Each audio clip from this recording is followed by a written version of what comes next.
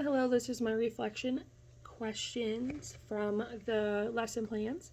So I did two books. I did for my cognitive book, I did Brown Bear. For my language and literacy book, I did my sparkling nursery rhymes.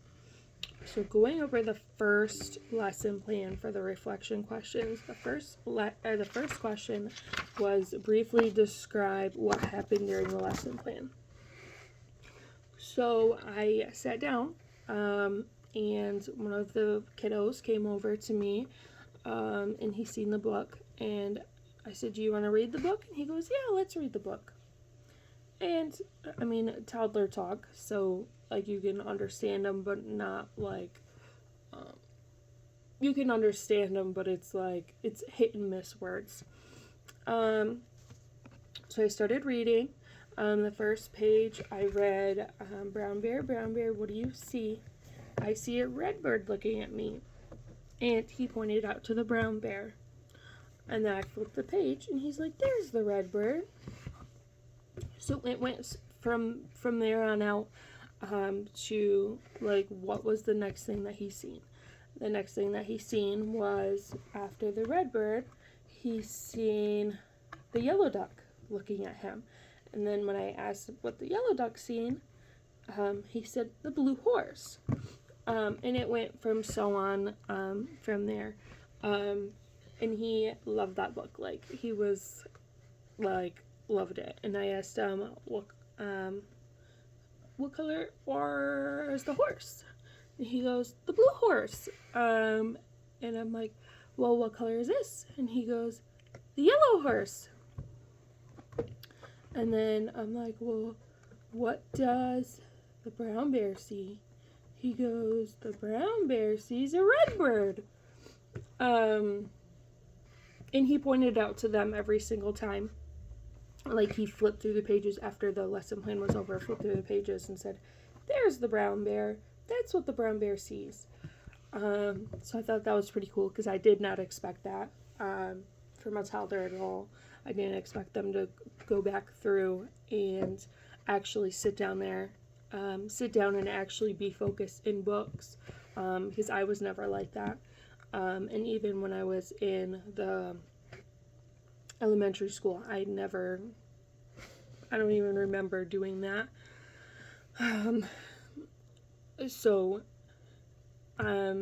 The education skills that I used for Brown Bear was verbally label objects and actions and encourage children to point to and verbalize label of objects and actions by accusation, prompting them to do so. Avoid repetition or intrusive requests for children to label. So when I was flipping the pages, it kind of automatically done that. Like, I'm like, hey, what's this?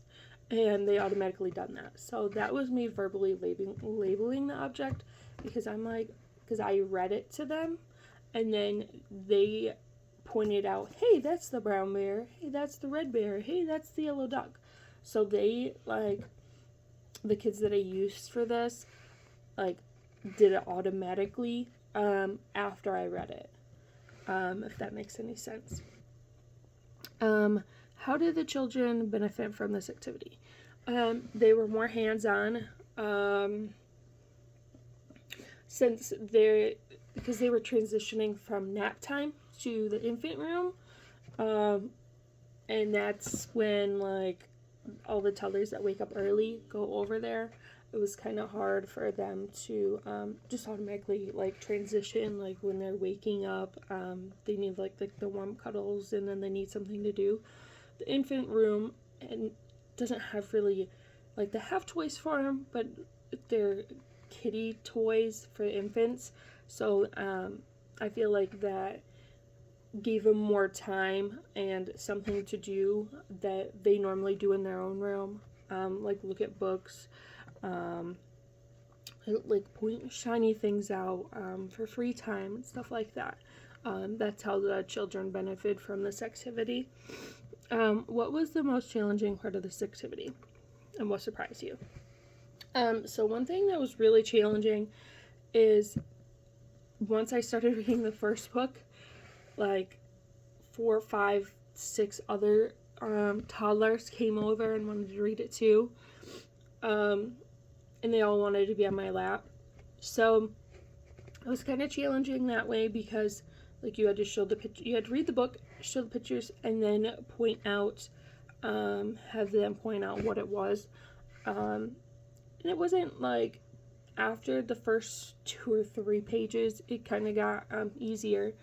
So I felt like that was really like challenging. And what surprised me is it went like easier after the first 1 or 2 times. And the children really loved the book. So what went really well? I feel like the children, or the toddlers that I used, like they were just like automatically into it. So that for me went really well, and I think it just went smooth overall, because like the timing was just right, and then them transitioning from one thing to another, I think that went really well.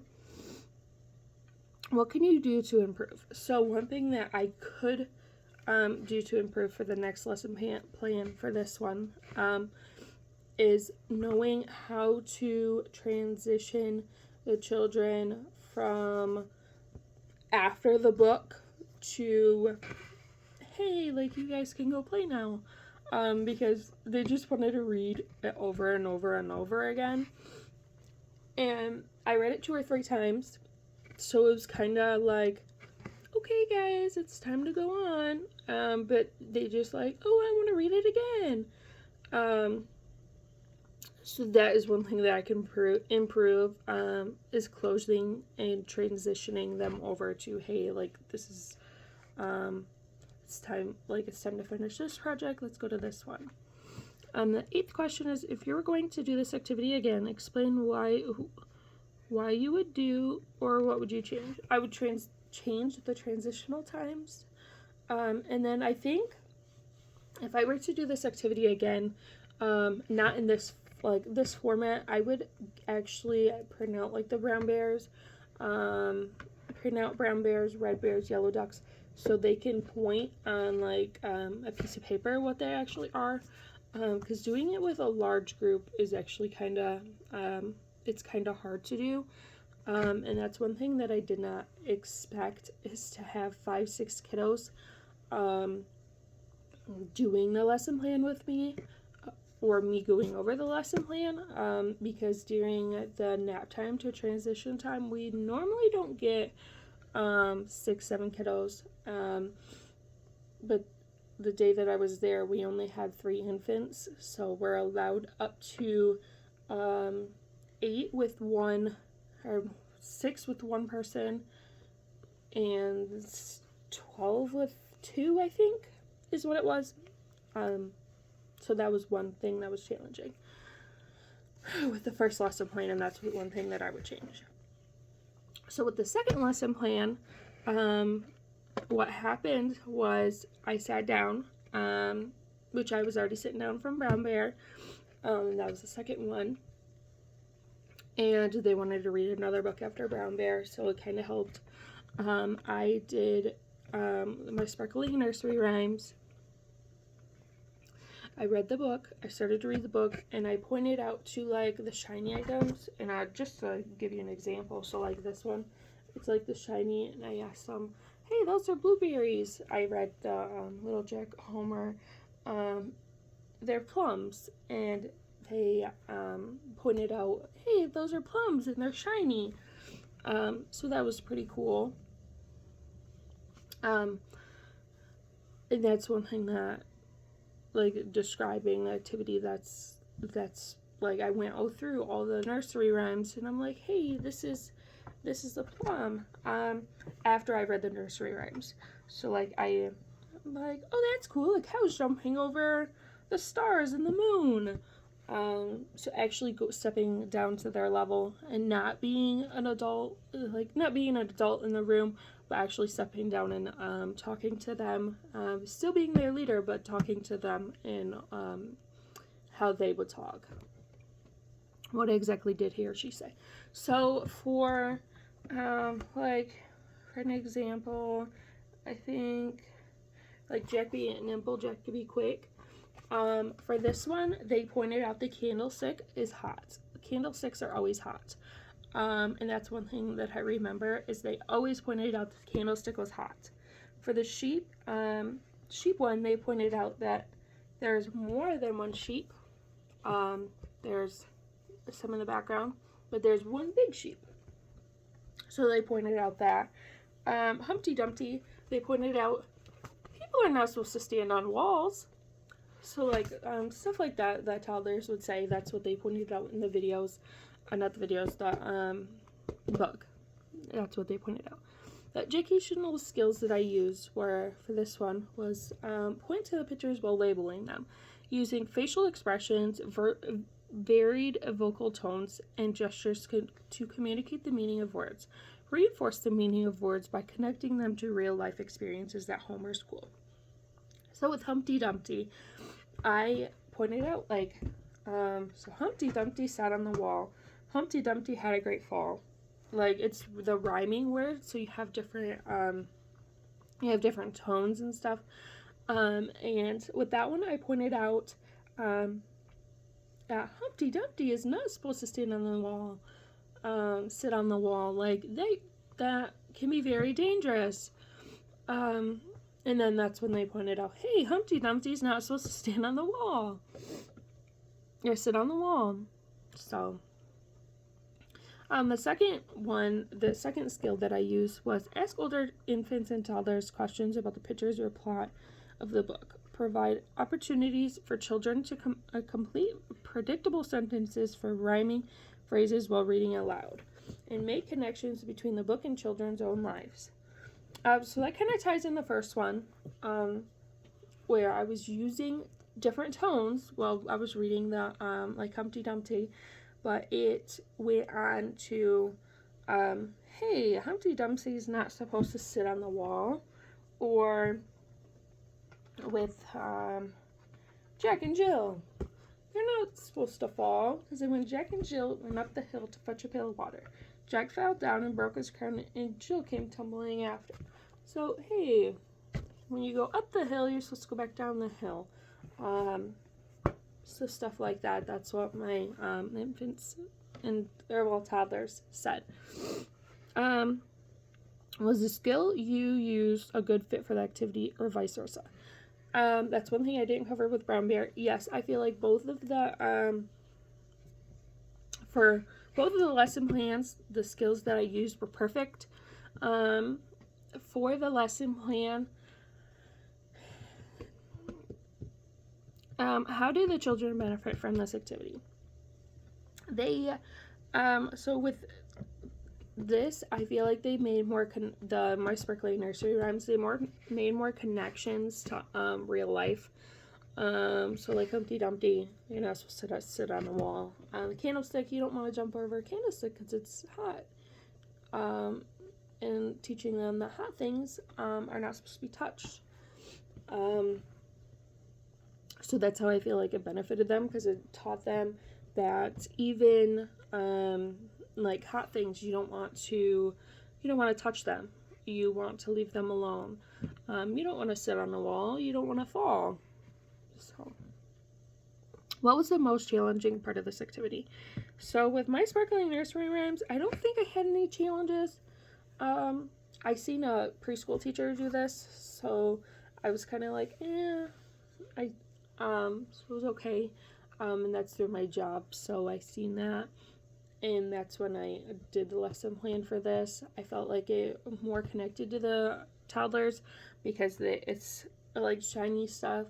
And yeah, kind of nursery rhymes kind of fit into like the day-to-day life, and like what to do and what not to do.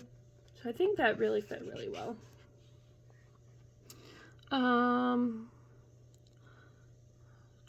What surprised you? So one thing that surprised me was a lot of children were more interested in this book than the Brown Bear.